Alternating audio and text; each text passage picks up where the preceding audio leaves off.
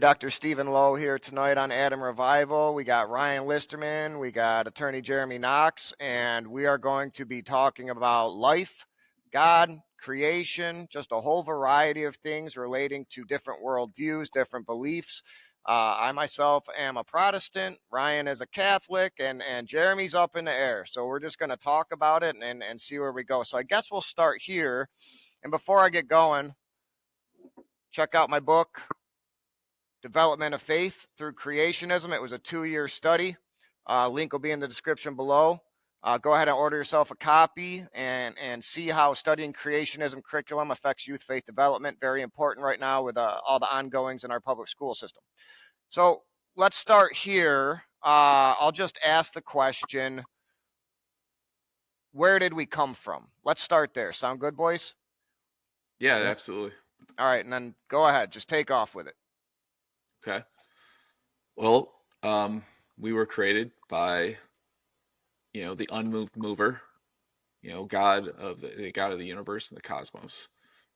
Okay. And, as far as how we were created in His image, and the ways about how He created us in the Bible, it's said from dust.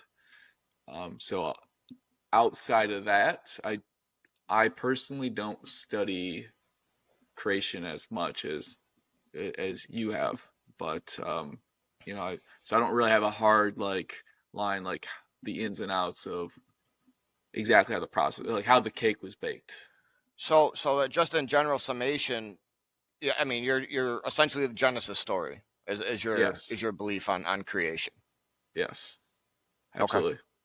Okay. How about you, Jeremy? Yeah, it's a great question. So, I don't have an answer. What I can tell you is, I'm on a journey myself to try to figure that out. So, I'm 49, and I've had the good good upbringing in that. I was allowed to kind of find my path. My kids, I'm up north and, small community. My kids, attend a Catholic school, and, I think it's a good foundation for them. And, I let them, kind of decide on their own, what kind of beliefs they're going to have. But as far as where we came from, obviously, I went through the high school science of evolution, and I also was brought up with some religion, joined a couple churches along the way, went to Lutheran camp, went to a Christian camp, and, so I have some, religious background, clearly not as involved as you gentlemen have, and, but I have a pretty good understanding of some things. So the answer that I can give you right now is I don't know. I don't know if, how we were created or why we're here, but these are all answers that, on a daily basis that I do ponder and I do think about. And that's why I like speaking with gentlemen like yourselves, because you guys have a different perspective than I deal with on a daily basis. I mean, in the law and what we deal with, we deal with money and injuries and insurance companies and clients, and and there are some religious foundations tied into the law. However, a lot of it does go out the window when you're trying to get a deal done, because it's all about just getting, money from an insurance company sometimes, and you sort of lose sight. So I always kind of bring myself back and I say, what am I really doing here? And so I'm on a journey, and sure. I appreciate you guys letting me come on and talk to you. Well, we appreciate you being here, and Jeremy, there was so something stood out to me when you were talking about your background, and in fact what with your kids is you kept bringing up the word foundation. So it sounds like you do recognize that the Christian value system is a good foundation morality for character development. Is that fair to say? 100%, yes. I believe in I think, and I've talked with, we'll call him Dr. Lowe. I know him as a few different names. My favorite is the cage fighter, but Yeah. he's a doctor now, so we'll go with Dr. Lowe. But he and I used Formality.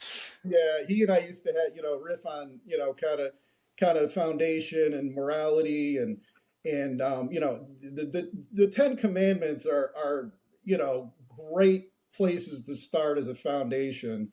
You can see religion in our Constitution. You can see religion in a lot of structure. Corporations, you can kind of see the underlying tones and things.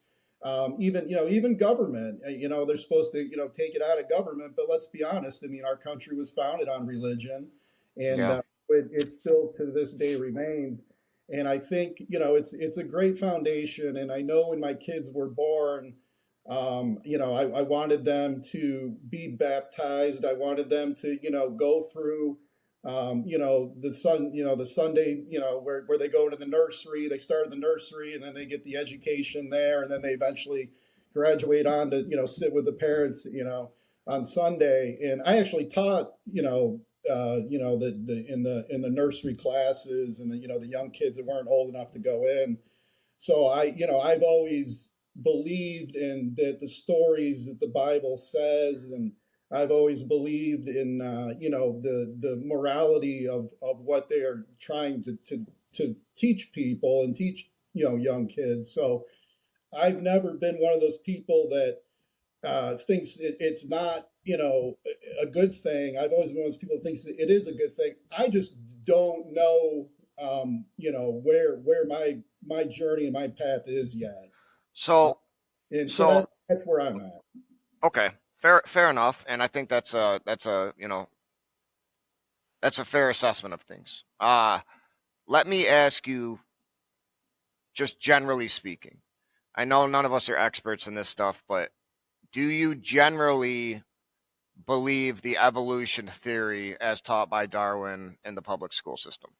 I don't know. It seems, very, I mean, if you look at the human and you look at, what we are, and just, the mechanics of us, it's hard to imagine that we evolved from, pond scum, and then, eventually into, some type of an animal. And then, so when they, you watch those biology movies, and, it's like a fish, and then the fish kind of gets legs, and then and then they start walking, and then, they get a skeletal system, and then, all of a sudden they start walking upright.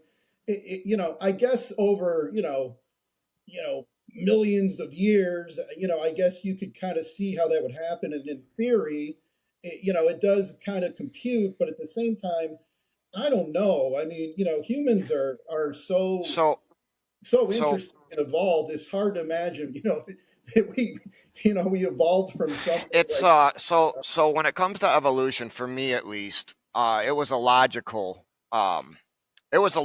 issue that kind of made me really examine it, because logically, like you just said, we came from pond scum. And let's just look at this logically for a second. We come from a single cell organism by accident, and then that thing turns into another thing by accident, and then that thing turns into another thing with a nub by accident, and then so on and so forth. You got something with 2 nubs and 3 nubs, and all of these things are by chance and by coincidence. Well, and I'll just use this for an example. To go from, say, a fish or a toad, whatever, to a human, right? That would be trillions of accidents in perfect order to get from a toad to a human, or whatever you want to call it. But and in that process, you would have trillions of subspecies of animals. We wouldn't be able to stick a shovel in the ground without pulling out a new subspecies. For me, that's logic. That logically just didn't line up for me. Secondly, where did everything come from? And you ask the atheist, or you ask the evolutionist, did something come from nothing? And they can never answer that, because did something come from nothing or no? And then thirdly, have we ever seen anything accidentally created. I mean, we're sitting here, we're all hundreds of miles apart right now. We're talking to each other on an invisible data link, through high tech computers and cameras and this and that. It would be absolutely dumb for me to look at this high quality camera that I'm talking into and think that accidentally created itself. Of course, it didn't. It had a creator, and that camera is a trillion times more simplistic than the human body. Yeah.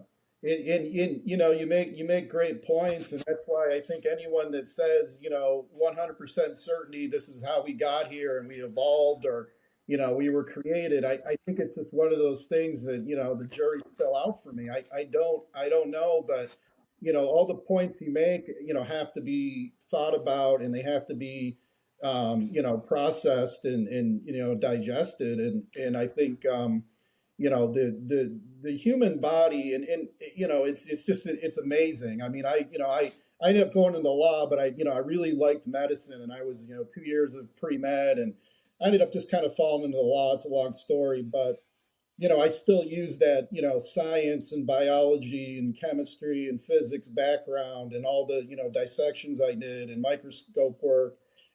I mean, it's miraculous when you look at a cell and you go, wow. I mean, Well, and you bring up a good point, Jeremy. The cell, the cell itself is something so uh, understandable to us today, but Darwin didn't even know what a cell was.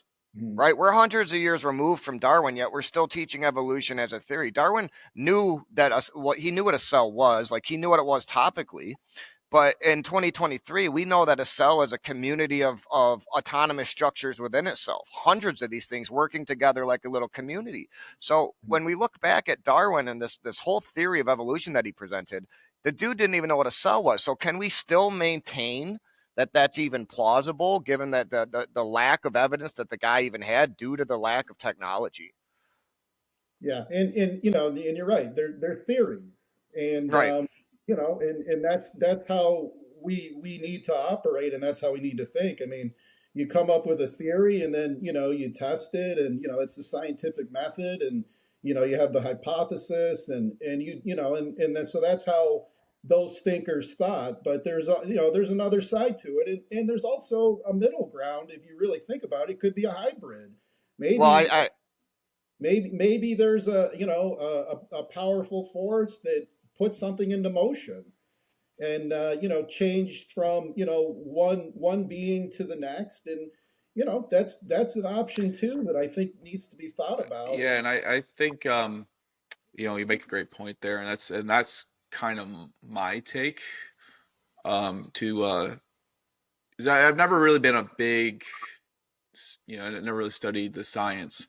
Um, kind of my approach has been like, the creation story was pretty brief in the Bible, like as far as the explanation. And so it's in a very important part of like the history of our species. But at the end of the day, it's like it's covered in just a couple of verses, and then the rest of the book is all about why we are here. So it's like it's almost kind of one of those things like even it seems like even to God, it's like that isn't necessarily as important part of like how I made you. It's like I made you and you're here for this reason. And when you don't do the things that I command, this is what happens. What I see with the evolution thing is it'd be different if the theory of evolution was like a trying to understand God's creation and putting God into the equation, but it's about it's an disproving attempt to God. it's an attempt to disprove him somehow. And I mean I would go so far as to say is even if I somehow they were able to prove evolution, I'd be like, okay, well God did it. So